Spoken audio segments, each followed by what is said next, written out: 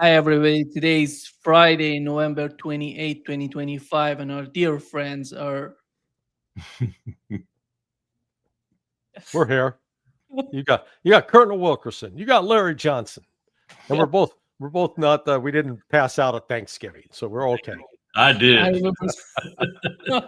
I ate so much I couldn't move. Welcome, Colonel Wilkerson and Larry Johnson.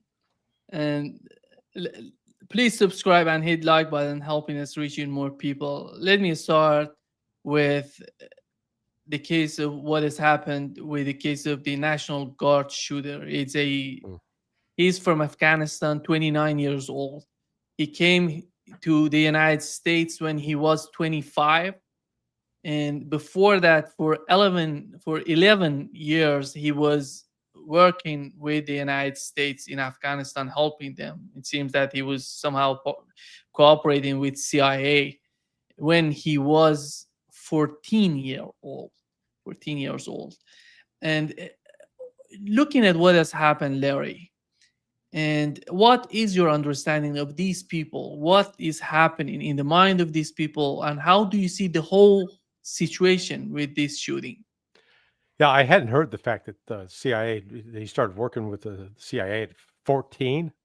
Good Lord, just if that's true, every single case officer and Special Activities Division that signed off on that, they ought to bring him up on charges. They ought to be fired. You know that is, we're creating. He's a child, at least actually a child in terms of his mental development. The fact that he was part of, let's call it what it was, an assassination team. The CIA the Special Activities Division was a training equivalent of an assassination team. And, neurologists will tell you that the brain is not fully developed in boys and girls until they're about 21. So, he's at a time when his brain is still developing. He's being trained in a way that is not going to be helpful. The thing I don't understand, the guy lives in the state of Washington. How the hell did he get a gun? And then how the hell did he get that gun across the United States? I don't think he flew it on a plane. So maybe if he drove, but then it still comes back to the fundamental question, where did he get a gun? Because foreigners are not allowed to buy guns in this country. And if you do buy one, unless you've got a concealed carry license in most states, you have a minimum of a 3-day waiting period so you can be vetted by the FBI. So where did he get it? Did he use a former CIA contact to get it? I mean, there's some real disturbing unanswered questions about this. And, unfortunately, some, 20-year-old girl lost her life. And there's another 25-year-old young man fighting to stay alive.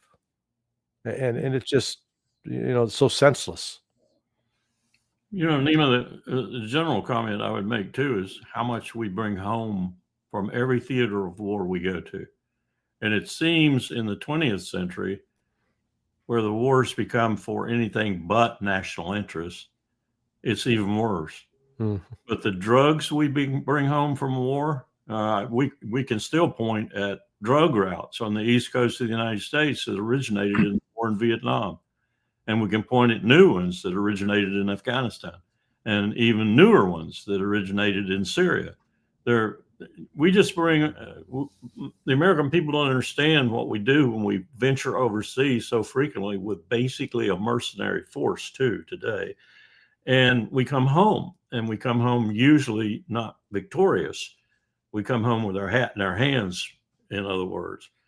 And the trouble that we bring home with us is part of the war and part of our being overseas all the time instead of home minding our own business. And I can't emphasize that point enough. My son-in-law was a Montgomery County policeman for almost 30 years, and he can tell you that Highway 75, the flanks are lined with the detritus of American wars overseas for the last 30 years. Yeah, and in fact, well, the only positive thing out of these wars, at least the Vietnam War, we got some very good Vietnamese restaurants across the United States. And that's not to impugn the Vietnamese or the Afghans or anybody else. It's just to say that wars don't make for good relations, generally speaking. And causes a lot of human suffering, more on the part of the civilians in those countries. Yeah, I mean, because Americans, that's why we keep doing this. We really don't pay a price. I mean, you know, we lost 58,000 in Vietnam over 20 years. In World War I, we lost that many in 7 months. You know, just put it into the proper perspective. 58,000 for those who had a loved one lost in Vietnam, the price is incalculable. It's immeasurable. But, you know, for the rest of the country, didn't bother me, didn't affect my paycheck. So we can keep doing. In fact, it helped my paycheck because these defense contractors I've invested in, they keep making more money, and so I get the profit off of it. Yeah. That's the mentality. At least we know him better than what you have a lot of information on this guy, this Afghan guy, than the guy who tried to assassinate Donald Trump. Yeah. Interesting. What is this? What is the story on that anyway? Yeah. Does anybody know anything about Donald Trump's assassination attempts other than the dead one? No, that's it. They covered it up. That's Kash Patel's FBI, I guess. Yeah, man. Don't get me started on him. But it seems beyond that, it seems something happening because they're trying, Donald Trump, the way that they're reacting to what has happened, it seems that, with the case of Israel and Palestine, they're trying to say, the Muslims have changed the face of the United Kingdom. They're doing the same in the United States. And after all, Larry, looking at the argument, because mostly these arguments coming from the Zionists, they say these are not, part of our society. These are outsiders. And how is that going to influence this sort of shooting? Is going to influence that argument? Well, I mean, the Israelis know what they're talking about. I mean, let's give them credit. They're all outsiders. The vast majority of them are outsiders. And look at all the violence that came as a result of them showing up in Palestine. So, yeah, they're absolutely right. Not many of them even can trace their heritage back there. Yeah. Here's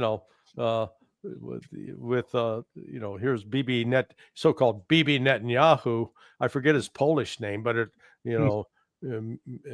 Milikowski, I think it is, something like that, Milikowski. So yeah, no, they're right. Keep as many of those foreigners out because it can change your society, as it did, unfortunately, for the Palestinians. Yeah.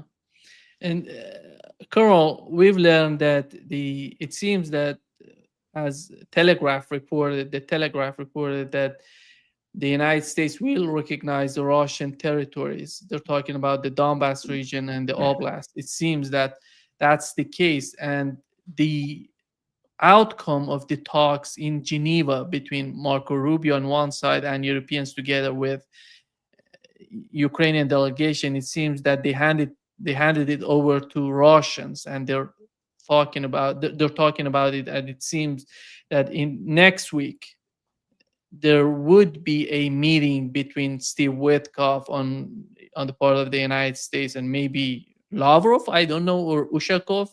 They're going to be negotiating with Steve Witkoff. How do you see the situation with Trump's plan? And how do you see the interaction that is happening between the United States and Russia? I think it's fair to say that Mearsheimer's right in the general sense about what's happening, and it is just a codification of what has been Russia's victory on the battlefield.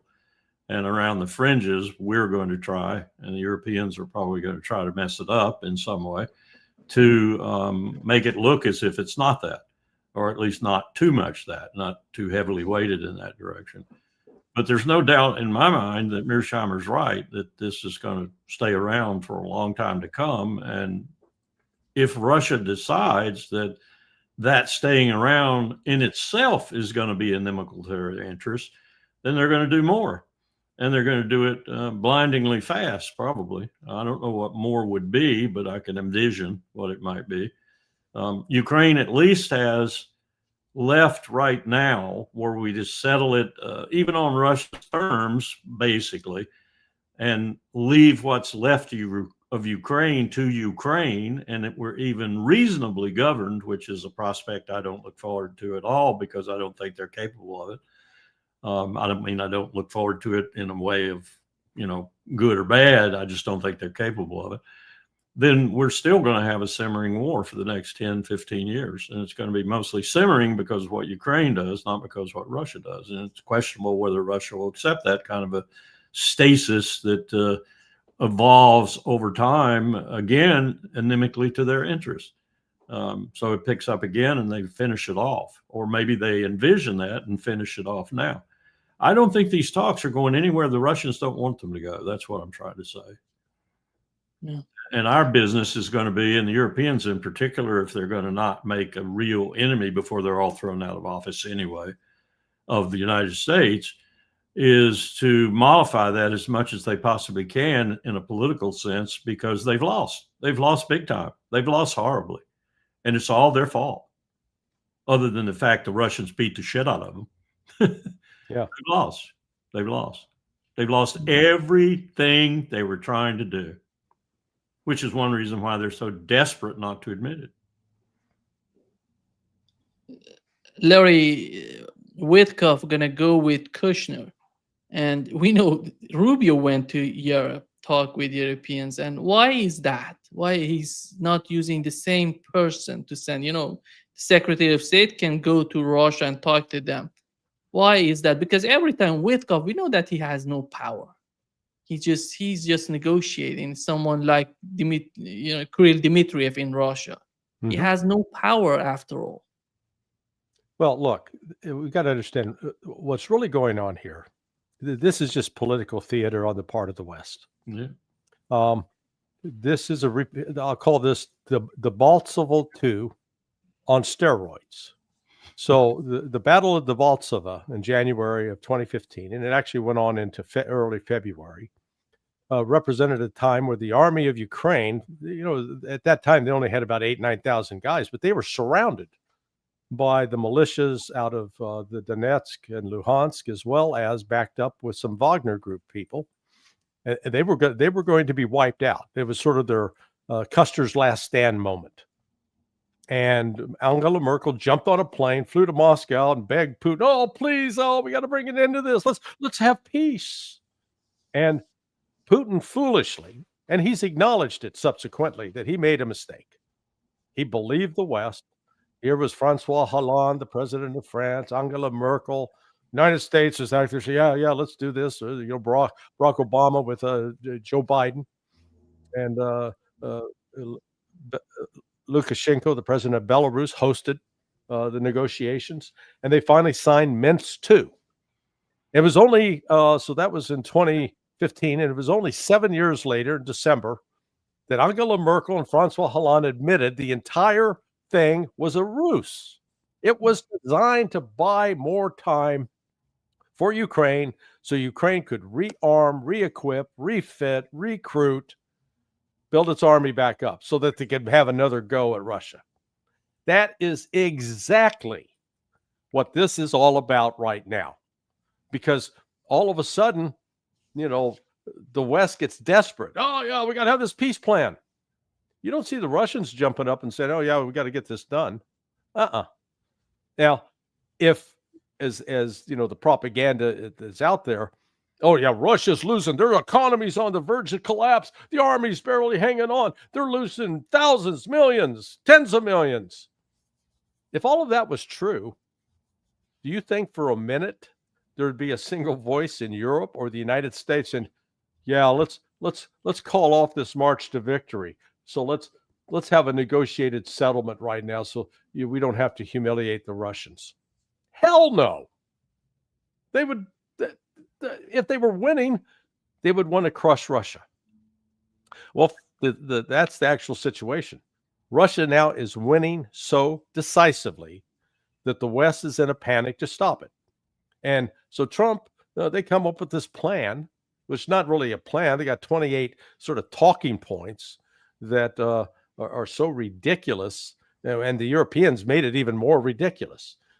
My favorite is Europeans say, oh, yeah, well, Ukraine's army should be 800,000. Okay, think about this for a minute. Ask yourself, what's the current size of the army of the United Kingdom, the army of France, and the army of Germany? Combined, 500,000, a little shy of 500,000.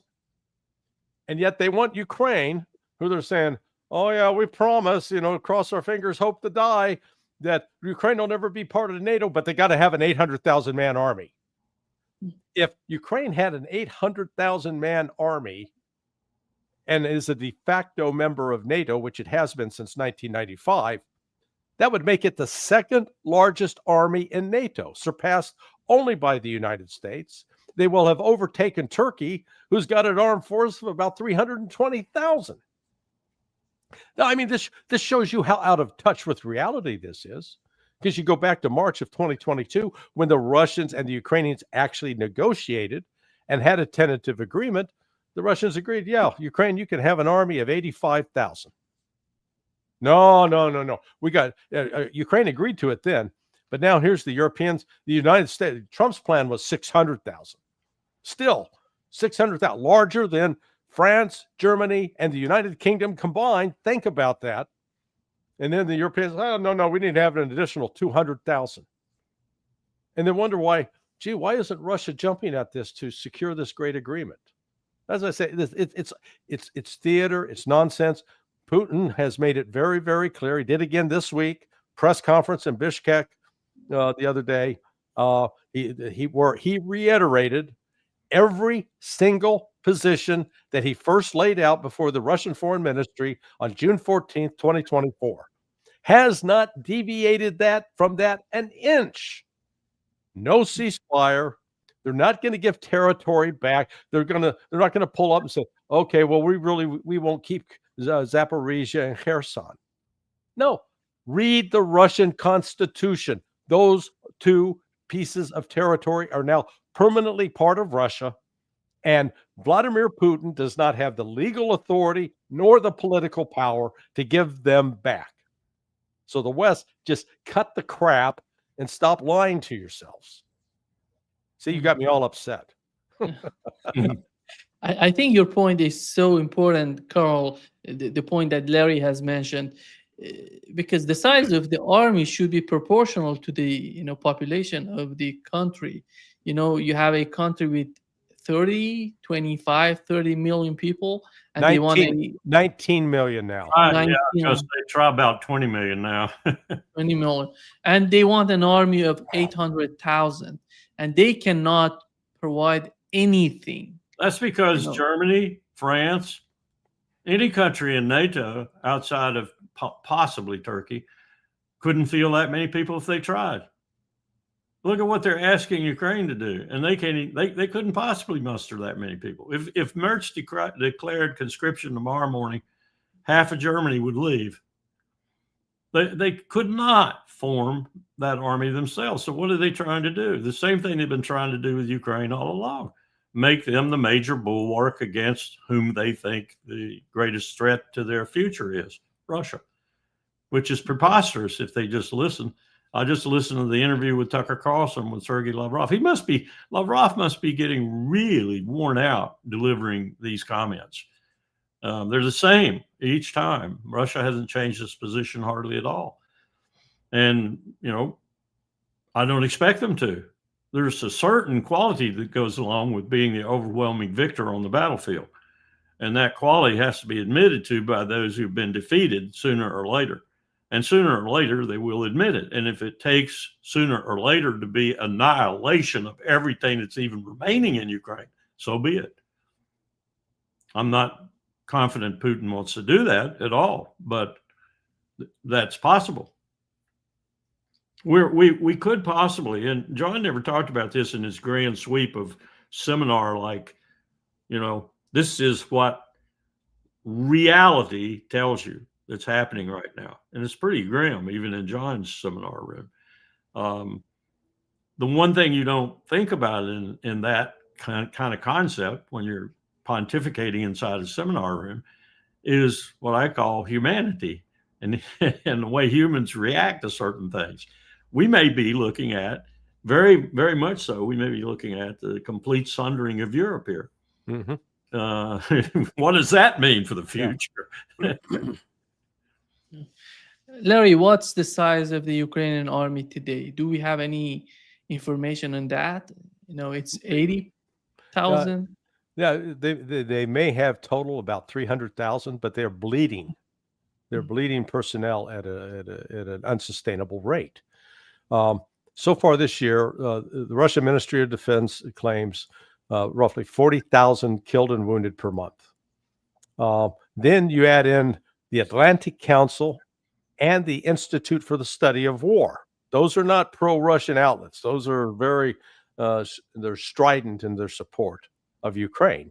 Atlantic Council especially. Yeah, and Atlantic Council says that Ukraine is losing by desertion 20,000 soldiers a month, and the Institute for the Study of War, Kagan, Victoria Nuland, that crowd, Jack Keane, they say 40,000. And the actual number being recruited monthly is around 17,000. And maybe of those casualties that, were wounded, returned to duty, possibly another 13. So, but just do the math. If they're getting 30,000 input, but they're losing anywhere between 60 and 80,000, unsustainable. They're losing at a minimum 30,000 net per month. And think of it in terms of your own household income. If you're only making $30,000 a month, which, hey, that'd be a great income, but your expenses are $60,000 a month, you're going to be bankrupt. And that's where Ukraine is headed. And I come back. That's the reason you saw the sudden pivot by the Trump administration to say, hey, let's get peace moving. Let's give peace a chance. Because they know Ukraine's military situation is desperate. And despite, I just had a talk with Danny Davis. He was interviewed earlier. He did an interview debate with General Ben Hodges. And so I've got to go get a big bag of popcorn for that, because Mario Nafal, sort of moderated it. And, the people like Hodges and Michael McFaul and Jack Keane and David Petraeus and Admiral Stavridis and Mark Kemet, we go down the list of all these, former generals in the U.S. side and admirals. They continue to push the most bizarre lies about the conflict in Ukraine, and not recognizing how dramatic the turn of the military situation. And on the rats leaving this sinking ship front, we then just got the news today that Andrei Yermak, the Rasputin behind Zelensky, his former business manager, film producer, now his number one security guy, chief of staff, he's gone. Yeah. Now the fact that he got to walk out on upright, wasn't going out feet first, that tells me that he's going to start singing, because I bet you he's got some receipts about Western politicians, maybe Boris Johnson, for example, Kaja Kallas, for example, Mark Rutte, that have taken money, that have financially benefited by supporting this war in Ukraine. He's not going out alone. He's not going to be the fall guy. I guarantee you that. And the only way you prevent him from being a fall guy is you kill him. So we'll see if he survives this week. If he survives, if he's still alive by next week, then I think you can recognize that Zelensky's time is not long either. Yeah, I was going to say I wouldn't put too much longevity on Zelensky either. Yeah. Zelensky said that Yermak was strategically unimportant. The guy was. Yeah. And Colonel, looking at Larry said Ukraine today has an army of the size of 300,000. To build an army of 800,000, who's going to pay for that? Who's going to, Well, who's going to actually provide the manpower for that? I don't see Ukraine doing it. We have a field manual in the Army that, as far as I know, now I haven't looked at it in a while, it says that one should consider one's unit as combat ineffective if casualties mount, that is to say, casualties that take the person from the battlefield, past 10%. Just think about that for a second. They're way past 10% for Ukraine. Yeah. And as Larry was pointing out, the whole population of Ukraine has been attrited majorly, probably by as much as 50%. This is not a country that's doing anything but going down, and going down more rapidly every hour that transpires. Even if Putin were to just stand still, the country would still be disintegrating. I don't know how you save that. Certainly not the way these people are trying.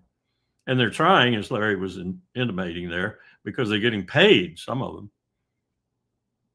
Well, and let's also. I think that's true for these general officers too. I watched this during the Iraq War. A lot of these guys are making money off saying these stupid things. They're making money off of it. So they, Well, and the other thing to look at is with the Russian advances in Kherson and Zaporizhia. So that's at the southern end of the Dnieper River. So they've got effective control, I think, right now over any traffic coming down that river.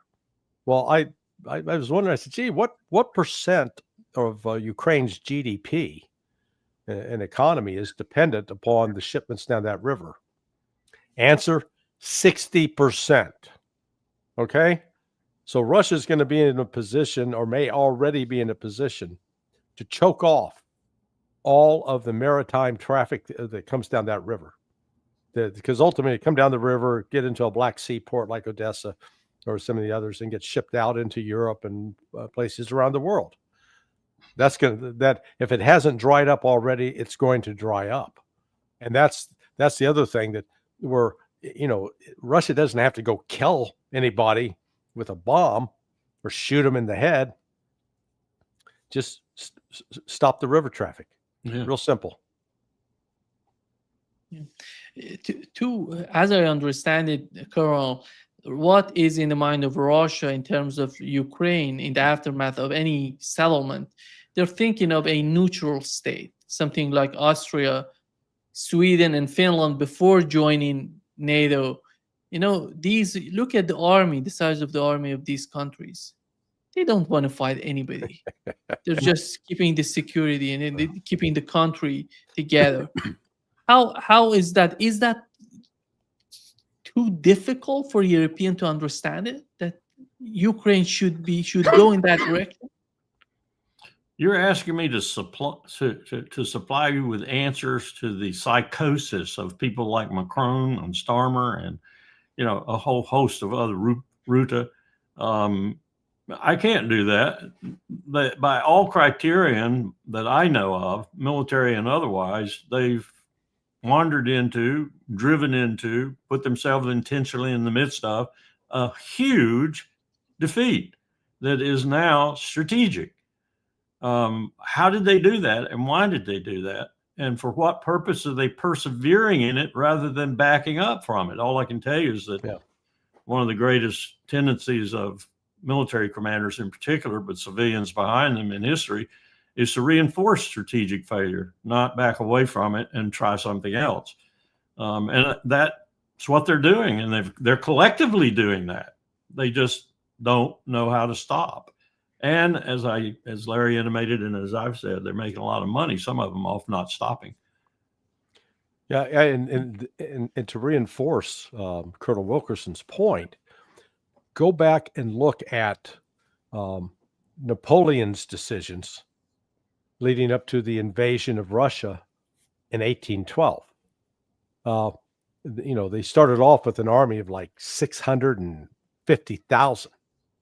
and they'd initially stockpiled. That he'd done a lot of logistics planning. He'd really stocked up with the food, and this is what we're going to need. But once they got into Russia, or got into Belarus and parts of Ukraine, they were losing. They lost within 2 or 3 weeks about 150,000 soldiers, be it through disease, hunger, lack of supplies, desertion, etc. And so some of the generals around him were saying, maybe we ought to rethink this. Oh, we're going to press on. We're going to win. It's the same kind of mentality we're seeing right now. And before they were done, I think that they got to Moscow. Then the Russians set fire to burned it down to the ground. And so they started out in the middle of October to try to march back more than 1,000 miles back to Europe. And out in the course of that journey, that army that started off at 650,000, I think they wound up with like 40,000 returning. I mean, a complete disaster. And now you can see that disaster coming, and Napoleon was warned about it, but didn't listen. And so we shouldn't be surprised when we're actually seeing that same phenomena repeated now on the part of NATO with respect to Russia. So it is, this is not without historical precedent, is my point. Yeah, cool. And I wouldn't go to beggar it, but there's a story that I think is not apocryphal. I think it's true. Napoleon jumped in with his Imperial Guard and stroked it on back to the homeland. Oh yeah, no, that's true. The guy who stayed at the back and fought with his troops was Marshal Ney, and he got hellaciously paid back for that. But I mean, negatively. But that's what happens. Yeah. Here you got this marshal back there staying with his troops, and there's nobody like that in Ukraine that I can see. Where's Zelensky? Ask yourself that question. Where's Zelensky? He's not out there. None of these oligarchs are out there, nor are any of their children much out there, too. I've not discovered any single one of the oligarchs that has a kid that went out and was fighting on the front lines. So this is abominable what's happening, and we did it in many respects. Colonel, we have the experience of Iraq and Afghanistan. The United States stayed there until there was nothing to do and said, goodbye, we're going to go. And, after many years, they have achieved nothing. It seems that the case of Ukraine, if the Europeans manage to continue the conflict in Ukraine, that would be the same case.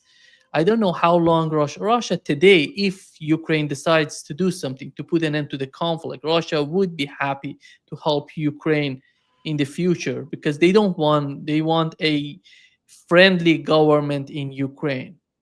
And that's why I really believe that they would help the western part of Ukraine, or Ukraine as we know today, to grow, to get better, to improve.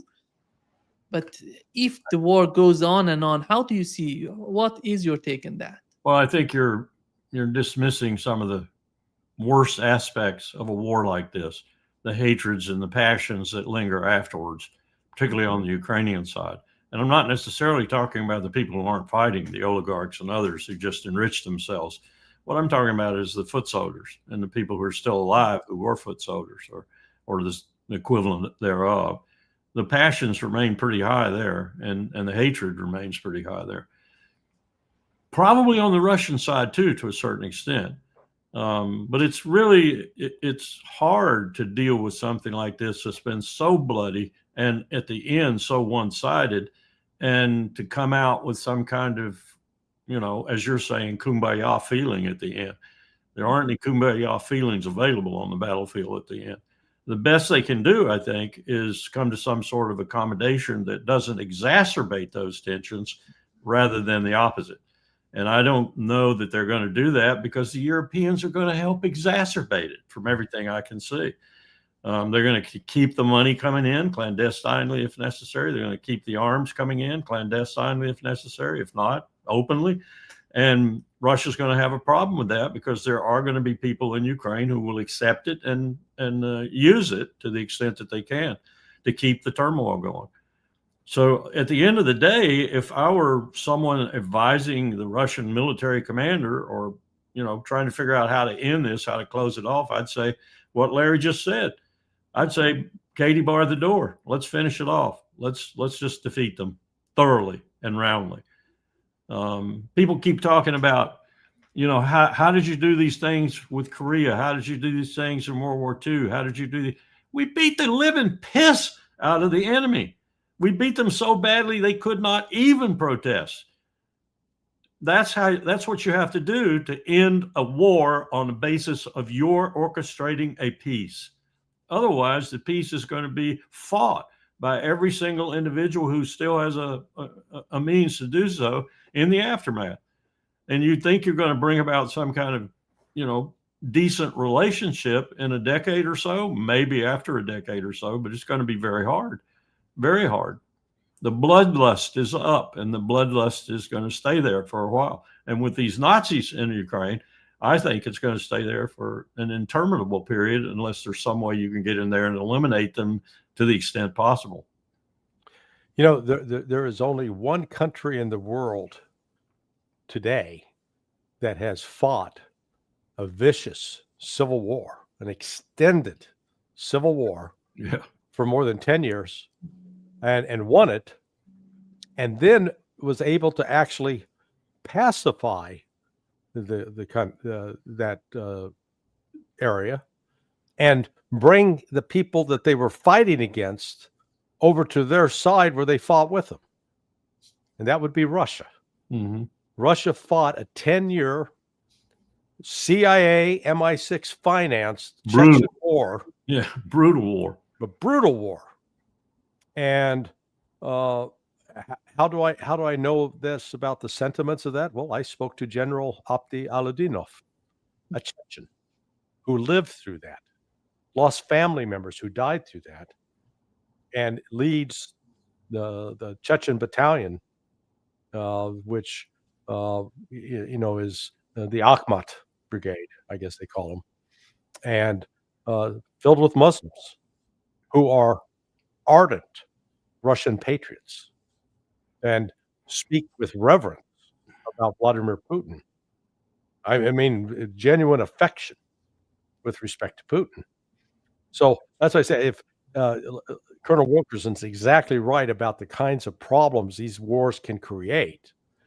But Russia is, to my knowledge, the only country that's actually figured out a way to try to fix that, and has at least can successfully point to, we've been there, we've done that, we got the T-shirt, and we were able to get it fixed. And one of the ways they fixed it was they immediately poured in resources, actually took resources from other parts of Russia that were devoted into rebuilding Chechnya. And like today, for example, the Chechens have the largest mosque in the world. So, Russia genuinely put its money where its mouth was.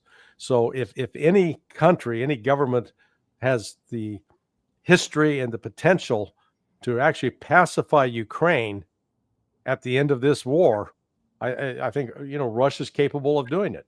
And could that potentially involve several years of horrific insurgency? Yeah, good. Russia's done that before. They've got the experience, but they also know what to do afterwards. And, I would not underestimate the capability of the Russians to endure some pain in order to ultimately achieve their objective.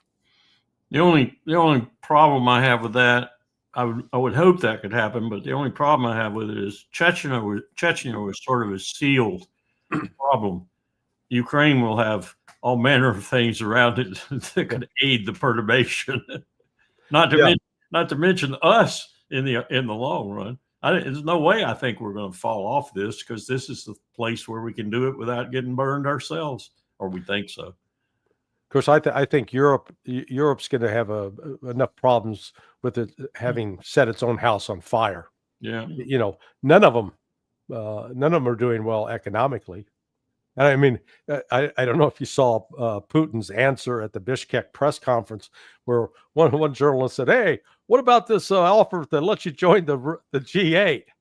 And basically, he said the equivalent of, "You got to be shitting me. Why would we want to join them? They're a bunch of losers." He laughed. He says, "That's ridiculous. You know, they're offering us a chance to get on a plane that's going to crash. No thanks, not interested." I mean, it was he was scathing in his response to that, and I mean, he's just like, "Yeah, we don't want to. There's nothing there. We want to stay away from that."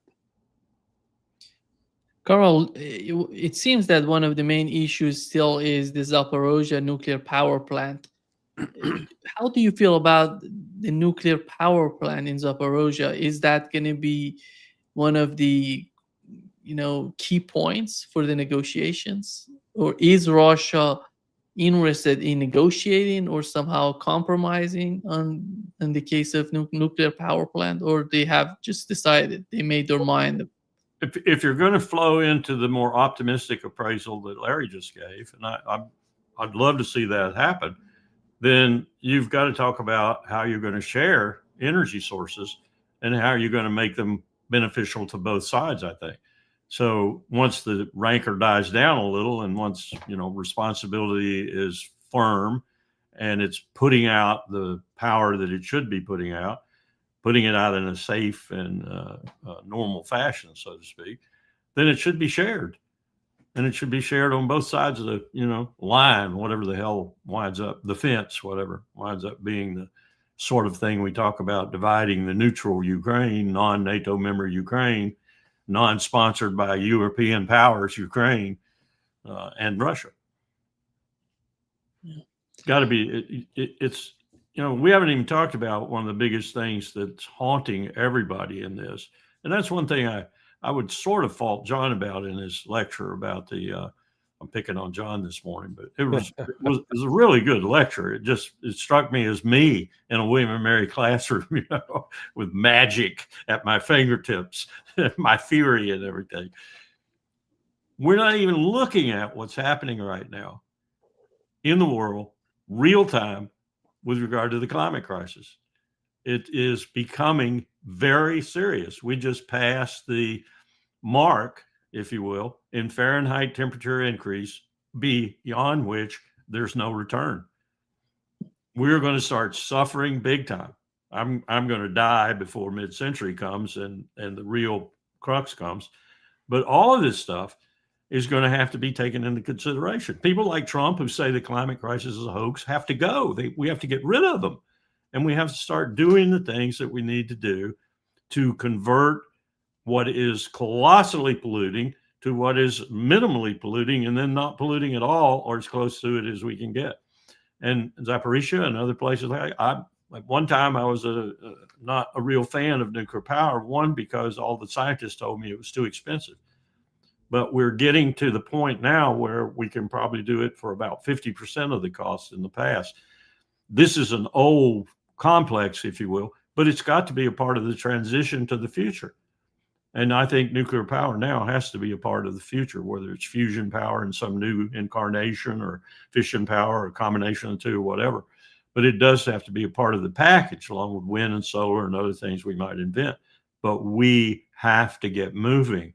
And these things like Ukraine and like Gaza, for example, and Syria and Lebanon and elsewhere. By the way, I saw yesterday where Israel, the IDF published these figures.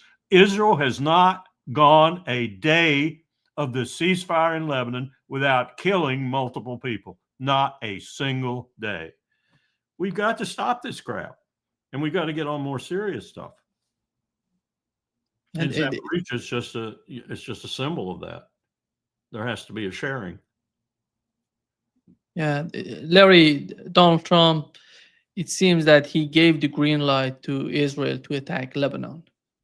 And after the assassination right now, what Israel would do with the attack? Are they going to go underground? Are they going to, some aerial bombing of Lebanon?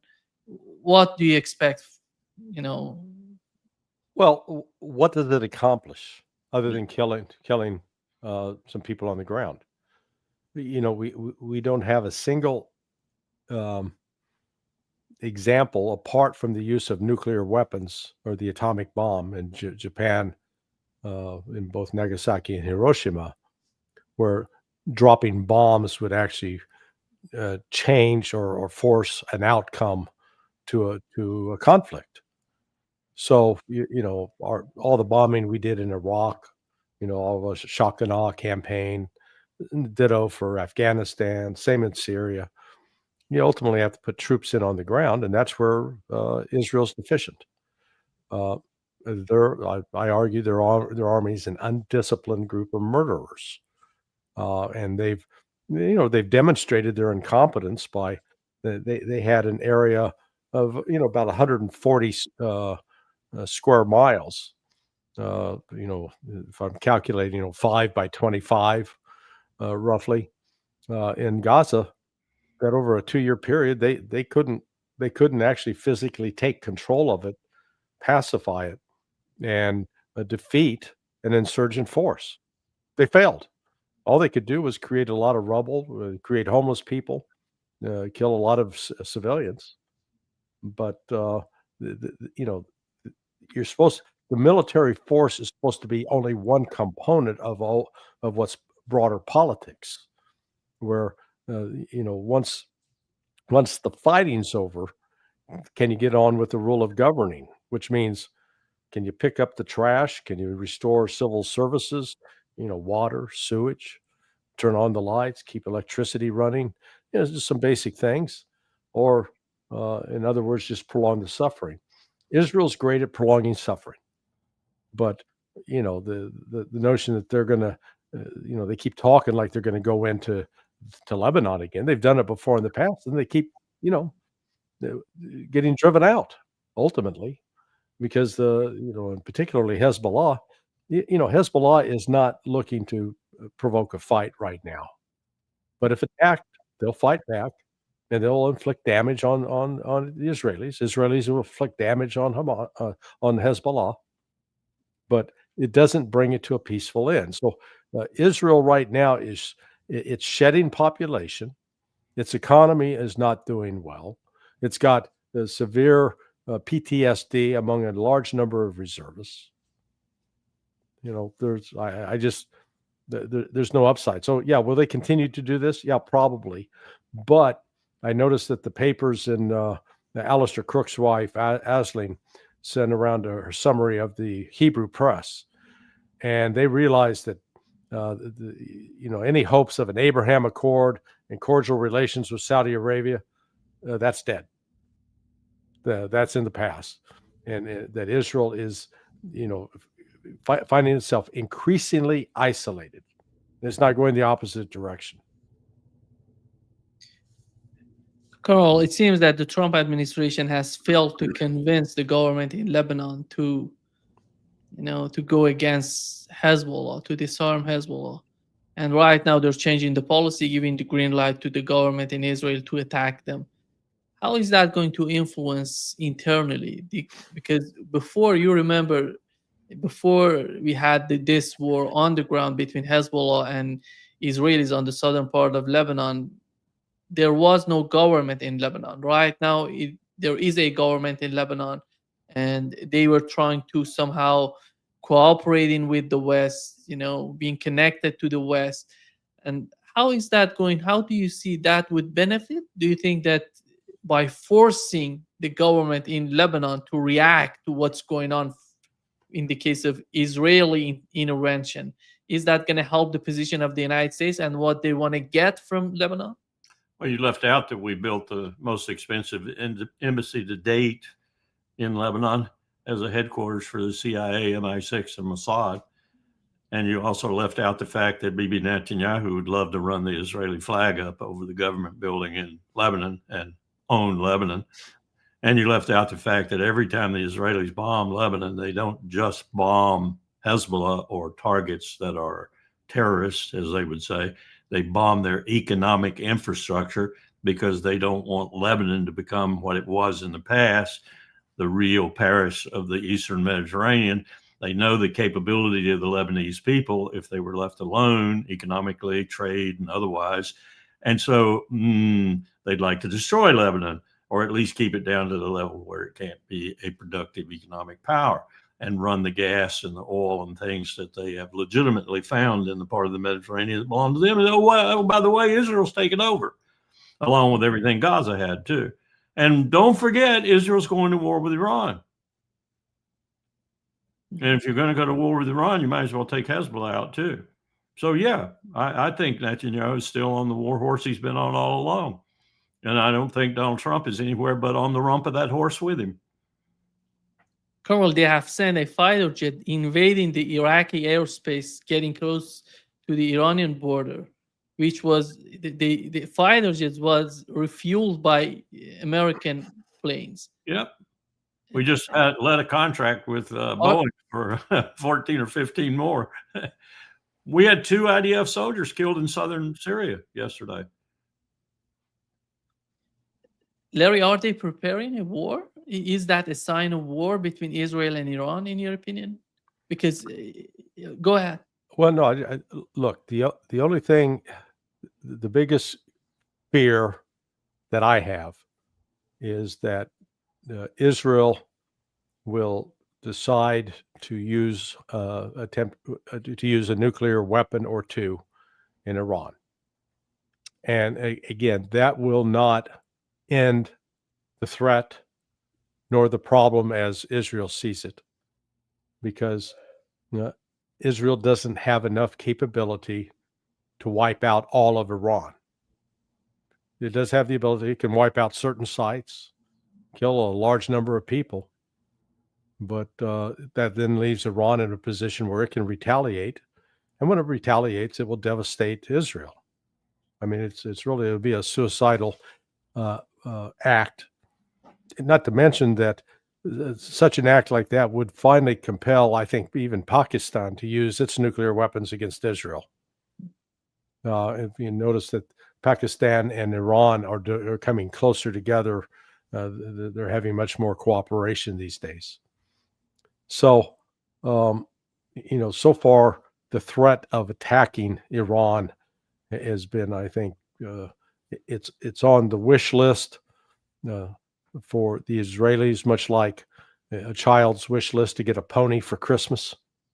They'd love to have it, but the chances of them actually getting what they want, I think, is very, very slim. They're going to just continue with this. They'll use Iran as an excuse to justify their continued genocide against the Palestinians. But we're at a stage where, despite their constant threat that they're going to attack, I think there's still a few military professionals within the IDF who recognize, and in the intelligence community who recognize this. We'll be signing our own death warrant as a country. Israel, a war with Iran means the likelihood that Israel as a state will cease to exist. Yeah. The only thing I would throw into that is that the state of Israel is going to cease to exist. Yeah. The Jewish state of Israel is finished. And Bibi is the last person you want to have in charge when that realization lights upon his brain.